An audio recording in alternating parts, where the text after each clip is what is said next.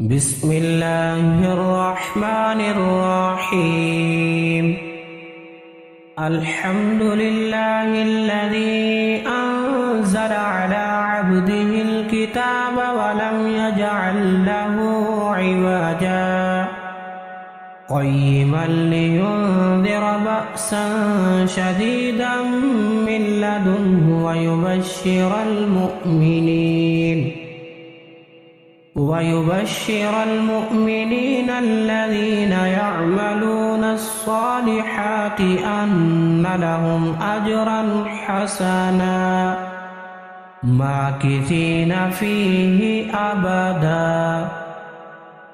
وينذر الذين قالوا اتخذ الله ولدا ما لهم به من علم ولا لآبائهم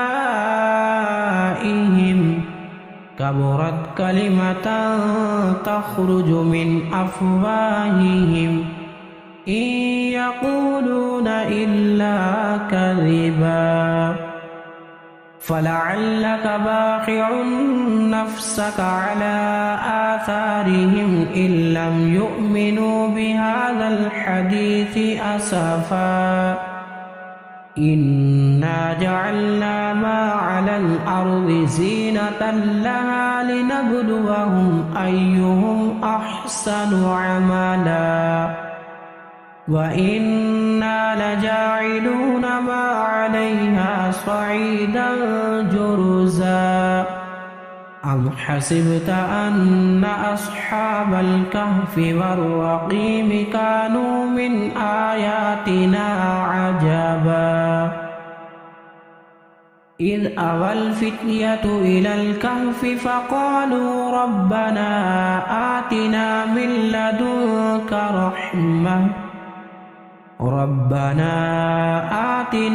لدنك رحمة وهيئ لنا من أمرنا رشدا فضربنا على آذانهم في الكهف سنين عددا ثم بعثناهم لنعلم أي الحزبين أحصى بما لبثوا أمدا نحن نقص عليك نبأهم بالحق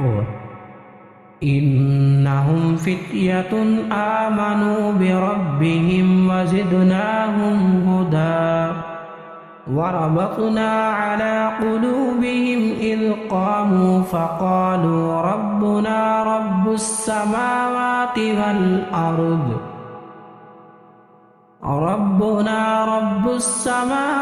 والأرض لن ندعو من دونه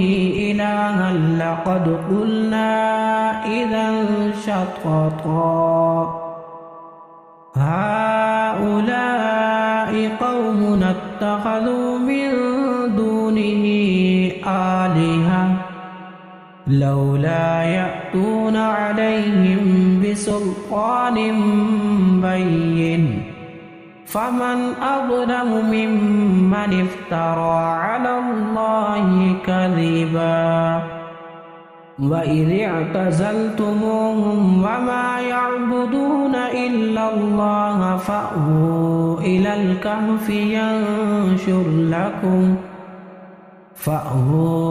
إلى الكهف ينشر لكم ربكم من رحمته ويهيئ لكم من أمركم مرفقا وترى الشمس إذا طلعت تزاور عن كهفهم ذات اليمين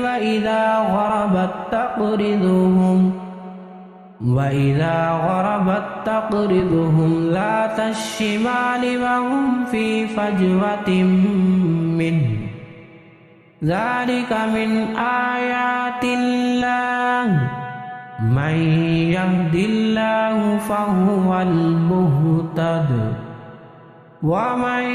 يضلل فلن تجد له وليا مرشدا وتحسبهم أيقاظا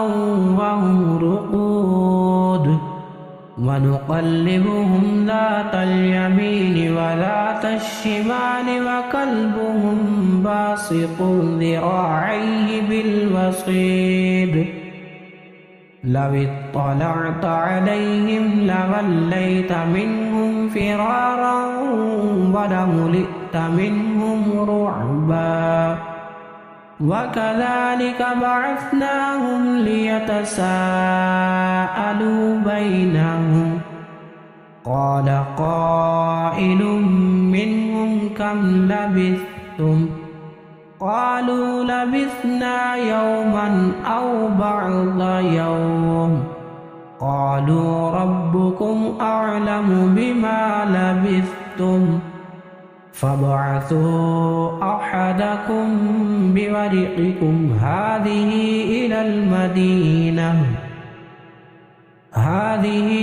إلى المدينة فلينظر أيها أزكى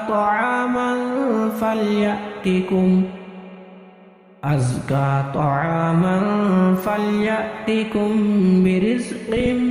منه وليتلطف ولا يشعرن بكم أحدا إنهم إن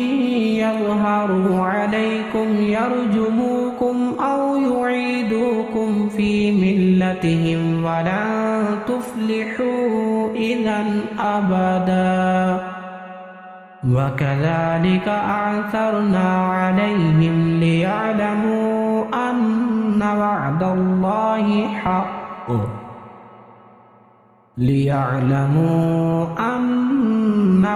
الله حق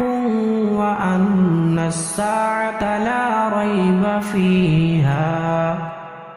إذ يتنازعون بينهم أمرهم فقالوا ابنوا عليهم بنيانا ربهم أعلم بهم قال الذين غلبوا على أمرهم لنتخذن عليهم مسجدا سيقولون ثلاثة رابعهم كلبهم ويقولون خمسة سادسهم كلبهم رجما بالغيب ويقولون سبعة وثامنهم كلبهم قل ربي أعلم بعدتهم ما يعلمهم إلا قليل فلا تمار فيهم إلا مراء ظاهرا ولا تستفت فيهم منهم أحدا ولا تقولن لشيء إني فاعل ذلك غدا إلا أن يشاء الله واذكر ربك إذا نسيت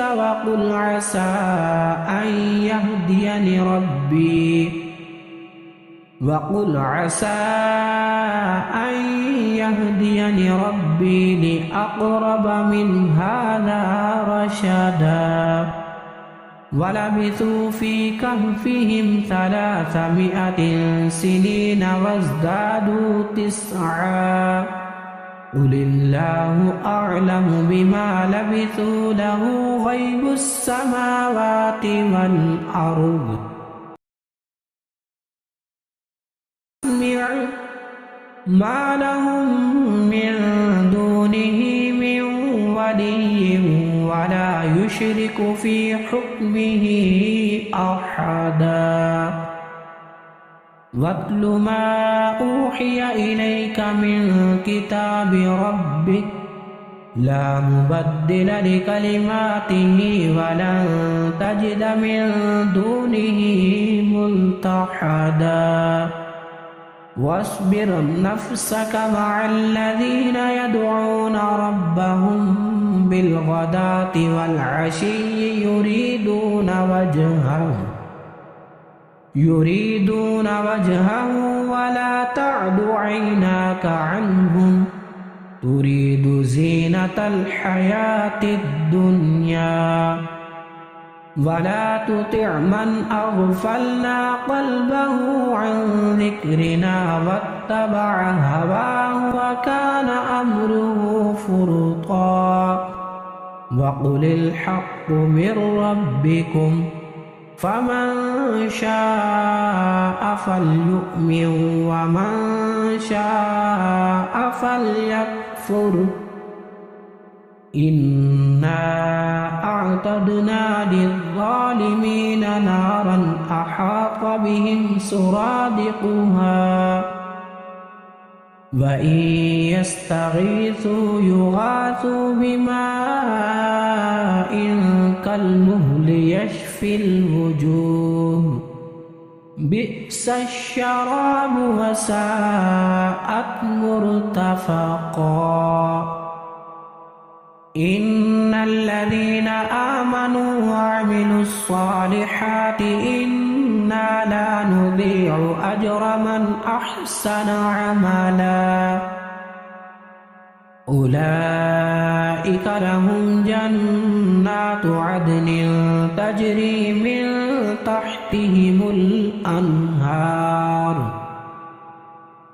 تجري من تحتهم الأنهار يحلون فيها من أساور من ذهب ويلبسون ثيابا خضرا من سندس واستبرق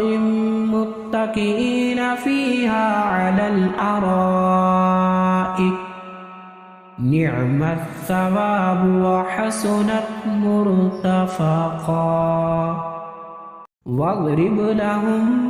مثل الرجلين جعلنا لأحدهما جنتين من أعناب وحففناهما بنخل وجعلنا بينهما زرعا كلتا الجنتين آتت أكلها ولم تظلم منه شيئا وفجرنا خلالهما نهرا وكان له ثمر فقال لصاحبه وهو يحاوره أنا أكثر منك مالا وأعز نفرا ودخل جنته وهو ظالم لنفسه قال ما أظن أن تبيد هذه أبدا وما أظن الساعة قائمة ولئن رددت إلى ربي لأجدن خيرا منها منقلبا قال له صاحبه وهو يحاوره أكفرت بالذي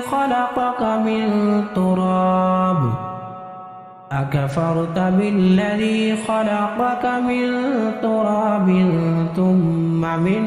نطفة ثم سواك رجلا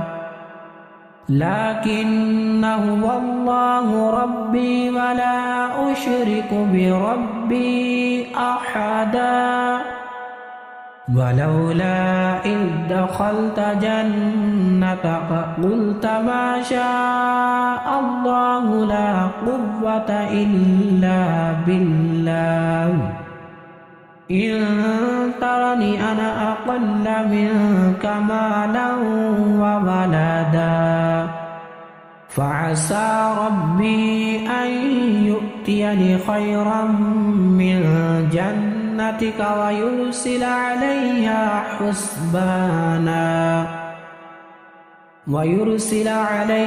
حسبانا من السماء فتصبح صعيدا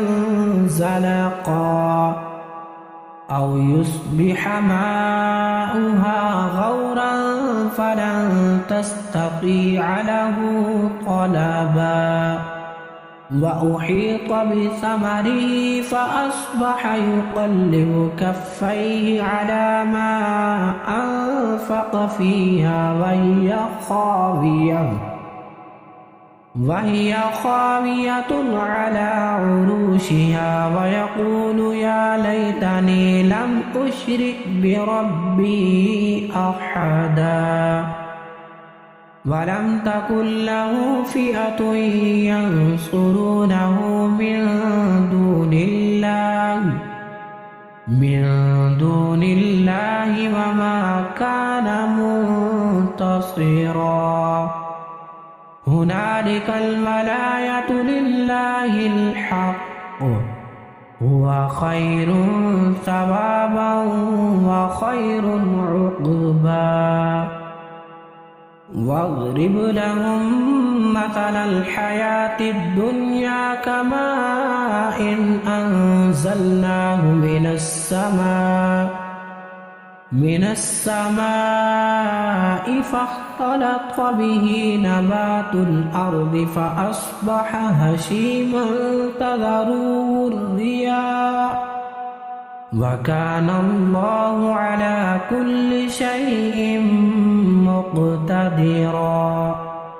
المال والبنون زينة الحياة الدنيا والباقيات الصالحات خير عند ربك ثوابا وخير أملا ويوم نسير الجبال وترى الأرض بارزة وحشرناهم فلم نغادر منهم أحدا وعرضوا على ربك صفا لقد جئتمونا كما خلقناكم أول مرة بل زعمتم أن لن نجعل لكم موعدا ووضع الكتاب فترى المجرمين مشفقين مما فيه ويقولون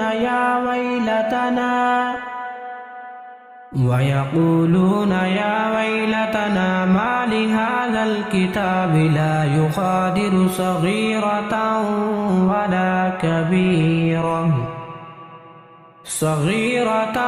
ولا كبيرة إلا أحصاها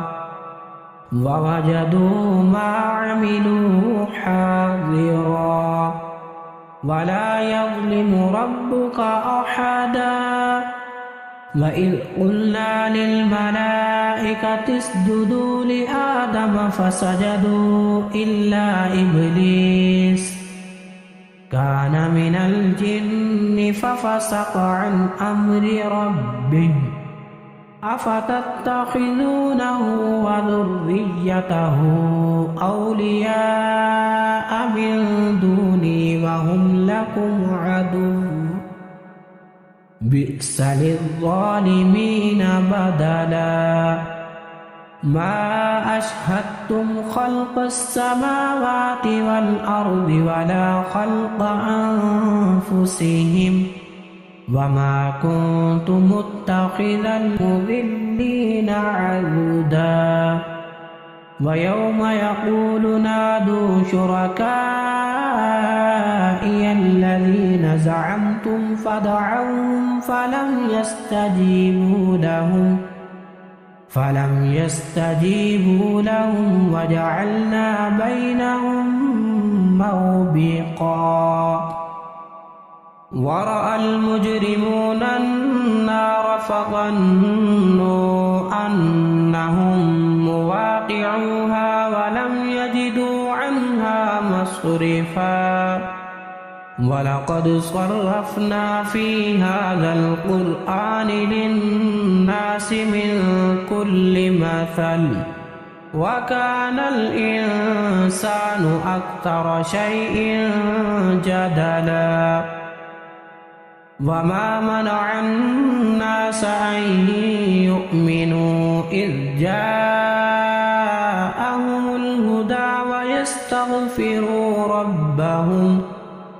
ويستغفروا ربهم إلا أن تأتيهم سنة الأولين أو يأتيهم العذاب قبلا وما نرسل المرسلين إلا مبشرين ومنذرين ويجادل الذين كفروا بالباطل ليدحضوا به الحق واتخذوا آياتي وما أنذروا هزوا ومن أظلم ممن ذكر بآيات ربه فأعرض عنها ونسي ما قدمت يداه إنا جعلنا على قلوبهم أكنة أن يفقهوا وفي آذانهم وقرا وإن تدعوهم إلى الهدى فلن يهتدوا إذا أبدا وربك الغفور ذو الرحمة لو يؤاخذهم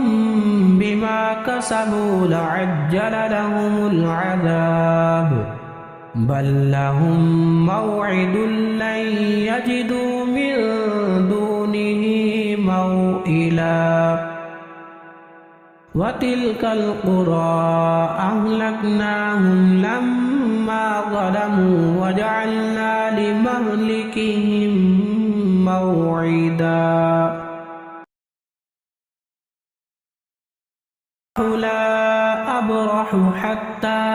أبلغ مجمع البحرين أو أمضي حقبا مع بينهما نسيا حوتهما فاتخذ سبيله في البحر سربا فلما جاوزا قال لفتاه آتنا غداءنا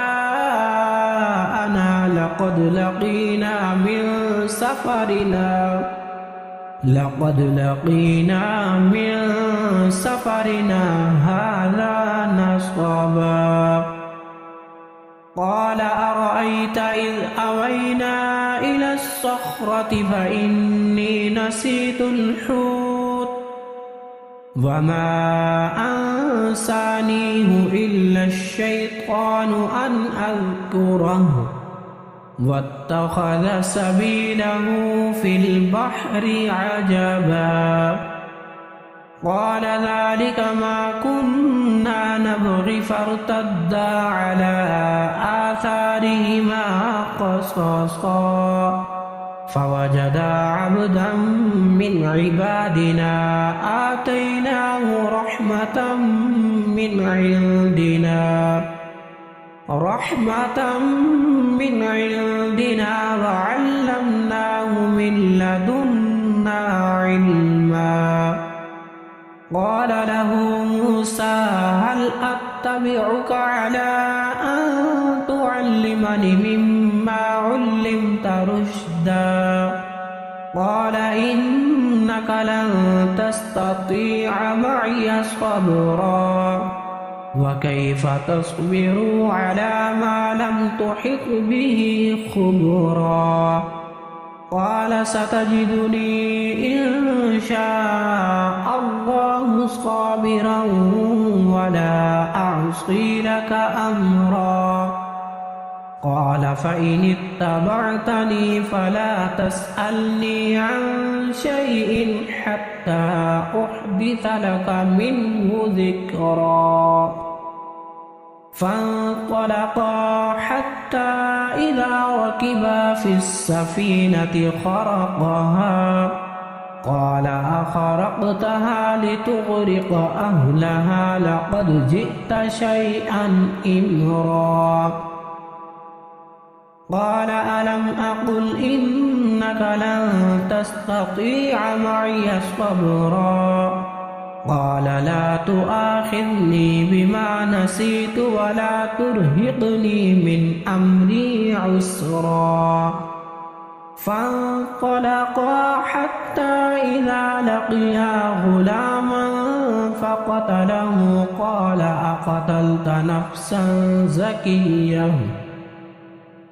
أقتلت نفسا زكية بغير نفس لقد جئت شيئا نكرا قال ألم أقل لك إنك لن تستطيع معي صبرا قال إن سألتك عن شيء بعدها فلا تصاحبني قد بلغت من لدني عذرا فانطلقا حتى إذا أتيا أهل قرية استطعما أهلها فأبوا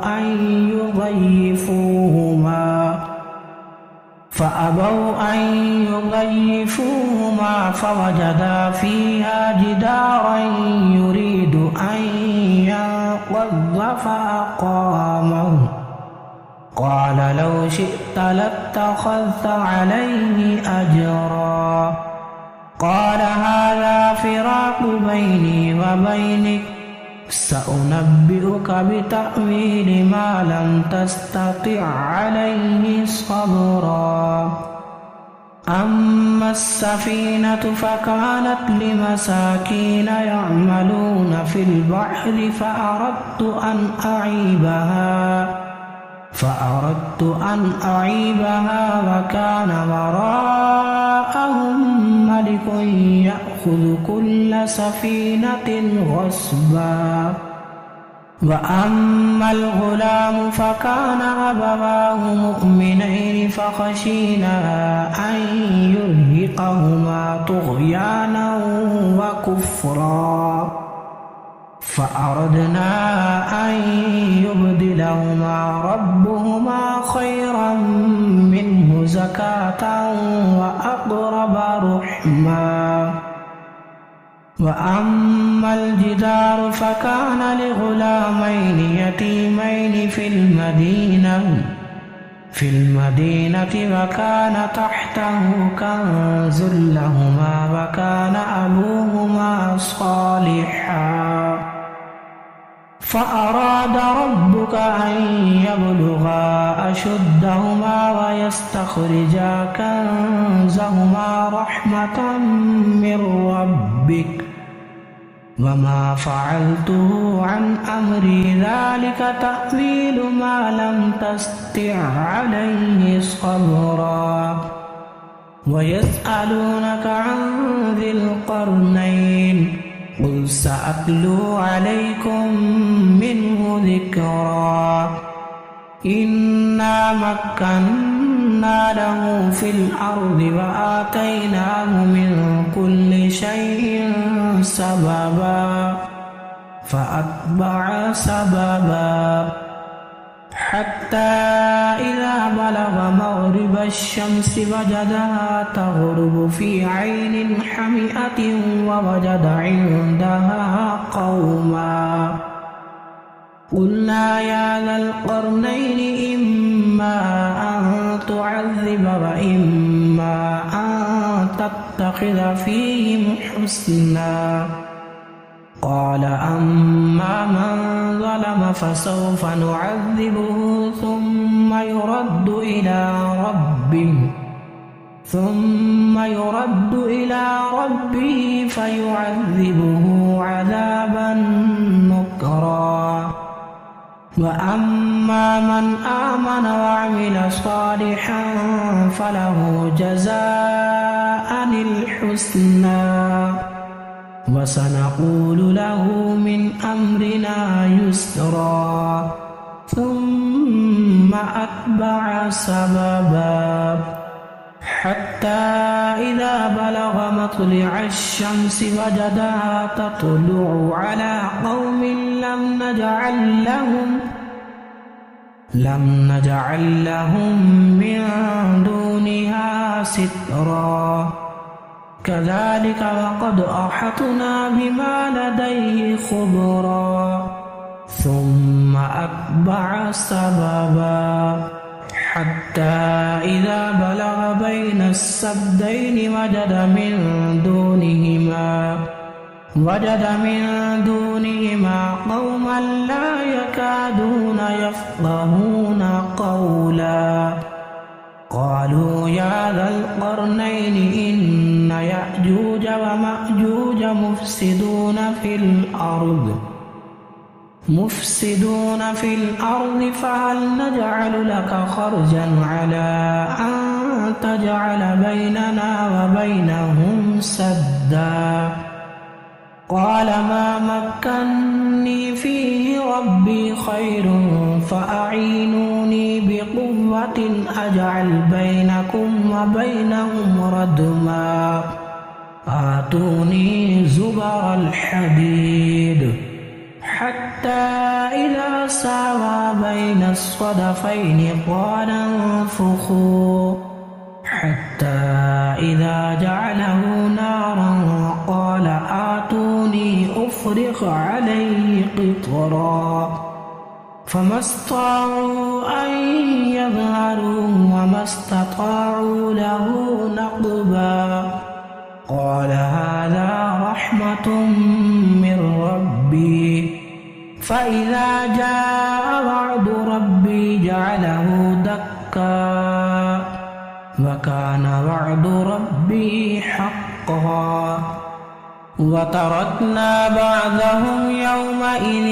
يموج في بعض ونفخ في الصور فجمعناهم جمعا وعرضنا جهنم يومئذ للكافرين عرضا الذين كانت أعينهم في غطاء عن ذكري وكانوا لا يستطيعون سمعا أفحسب الذين كفروا أن يتخذوا عبادي من دوني أولياء إنا أعتدنا جهنم للكافرين نزلا قل هل ننبئكم بالأخسرين أعمالا الذين ضل سعيهم في الحياة الدنيا وهم يحسبون أنهم يحسنون صنعا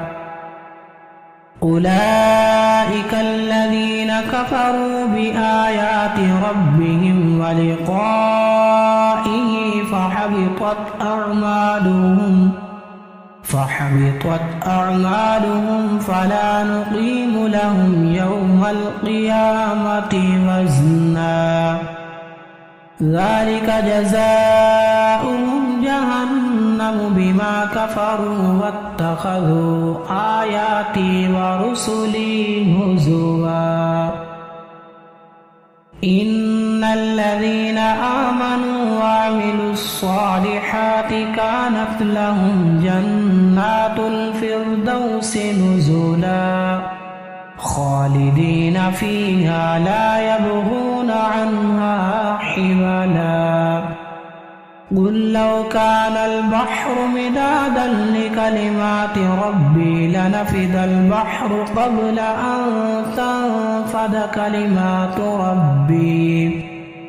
قبل أن تنفد كلمات ربي ولو جئنا بمثله مددا قل إنما أنا بشر مثلكم يوحى إلي أنما إلهكم إله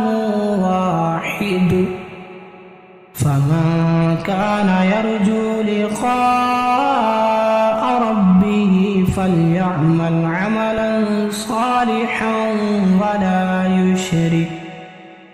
عملا صالحا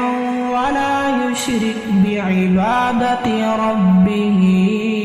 أحدا.